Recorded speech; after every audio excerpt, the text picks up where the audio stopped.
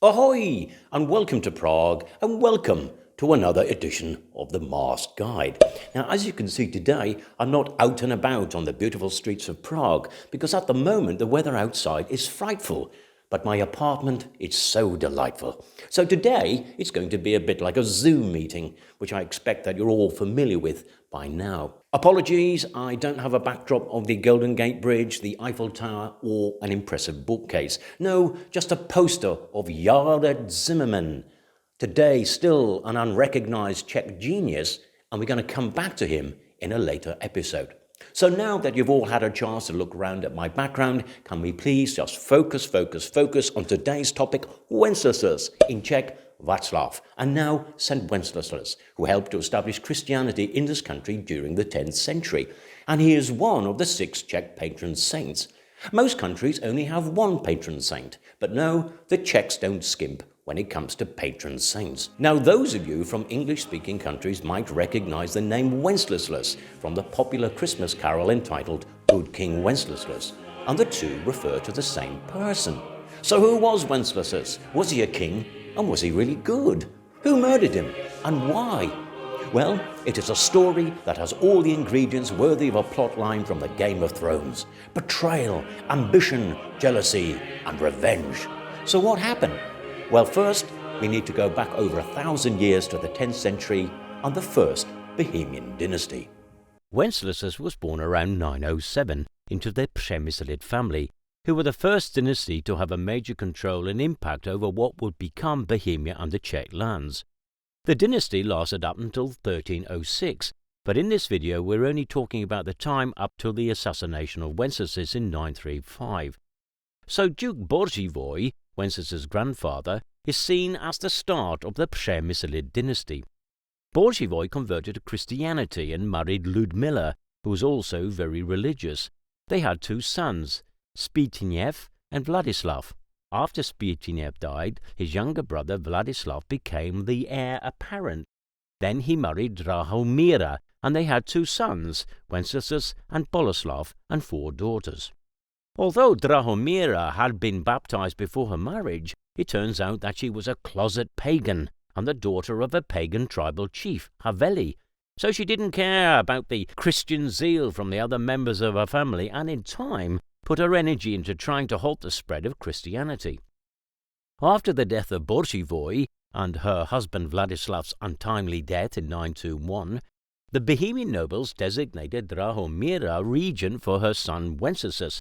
However, she had to divide the government of Bohemia and the care of her son with her mother-in-law Ludmila, who took on the religious education of her son Wenceslas. Drahomira didn't like Ludmila and was jealous of her Christian influence over her son. Ludmila wanted Wenceslas to embrace the church and become a monk. Drahomira, with an eye to power, wanted him to remain a prince. There were also political differences too. Ludmila favoured an alliance with Saxony, Drahomira with Bavaria.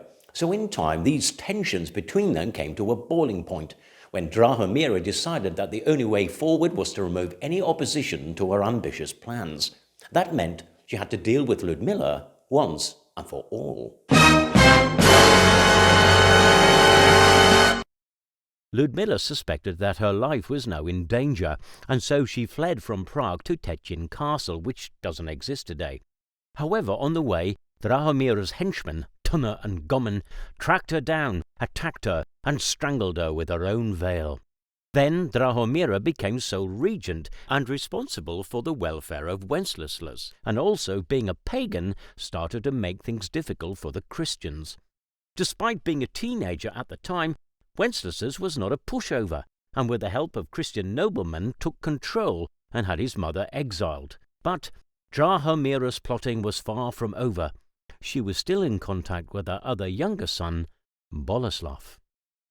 Wenceslas, being a Christian and a man of peace, wanted to avoid conflict, so he allowed his mother to return home from exile, and he divided the area he ruled over between himself and his brother Boleslav. But it wasn't enough for Boleslav. He didn't like Wenceslas' dealings with the Germanic kingdoms to the west. He thought Wenceslas too loyal to them. Boleslav wanted even more independence for the Czech state. Drahomira capitalized on Boleslav's dissatisfaction with Wenceslas, so she slowly and deliberately dropped her poison into the ear of her younger son to the point where she managed to convince him to murder his own brother. And so the plotting began.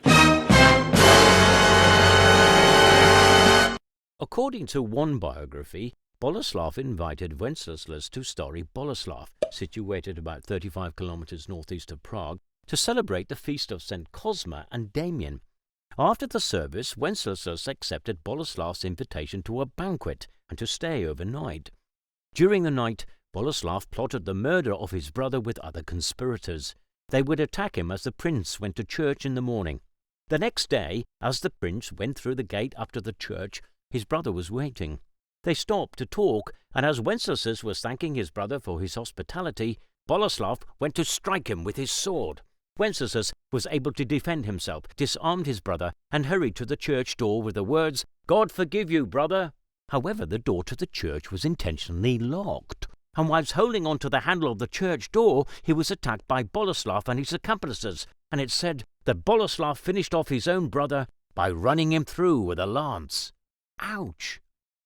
However, some historians suggest that although a dispute between the two brothers did occur, Boleslav never intended to kill Wenceslas. They suggest rather that Boleslav's henchmen were confused and killed Wenceslas, probably because he was not carrying a weapon, and by trying to pass peacefully into the church, he clearly posed a major threat to their boss. Whatever the true events, the death of the most important Czech saint continues to generate numerous interpretations. After killing his own brother, Boleslav was filled with remorse and had his brother's remains interred in the St. Vitus Rotunda, built by Wenceslas on the site where today St. Vitus Cathedral stands at Prague Castle. The relics of St. Wenceslas are kept in the Wenceslas Chapel, and in September there is a national pilgrimage where the skull of Wenceslas is taken from Prague Castle to the site of his murder in 935 back to Stara Boleslav. And yes, it does look a bit macabre.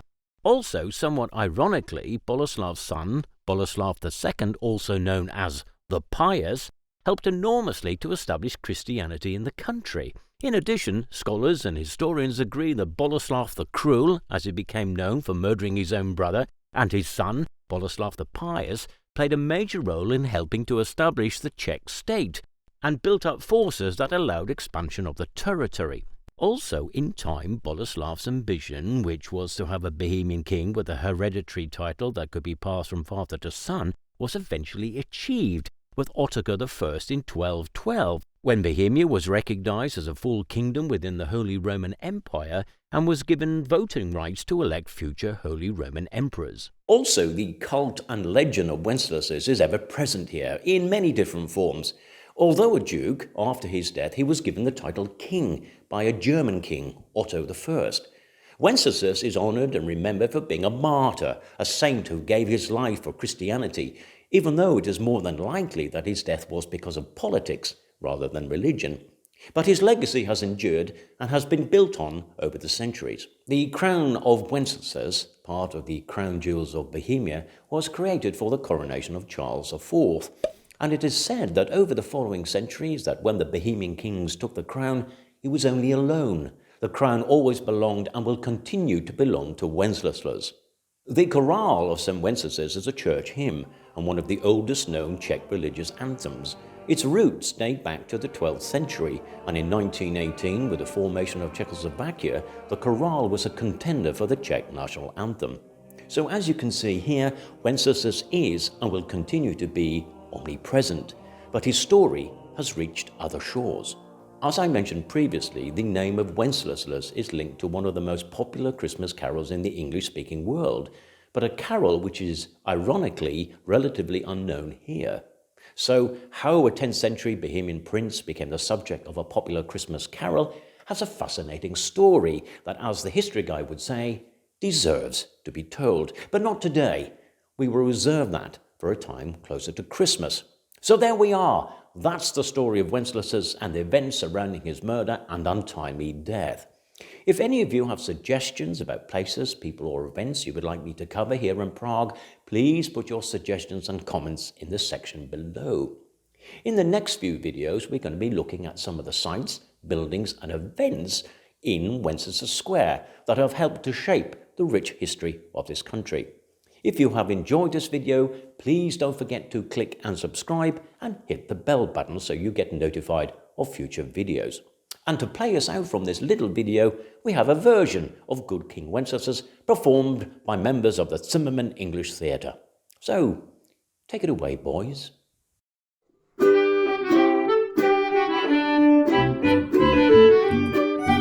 Good King Wenceslas looked out on the feast of Stephen, where the snow lay round about, deep and crisp and even. Brightly shone the moon that night, oh, the frost was cruel, when a poor man came in sight, gathering winter fuel.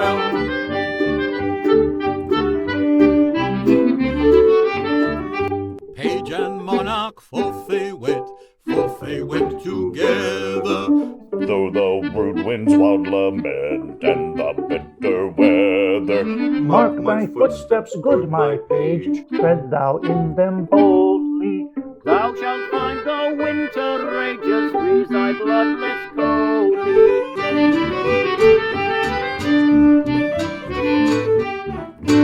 In his master's steps he trod, where the snow was dinted.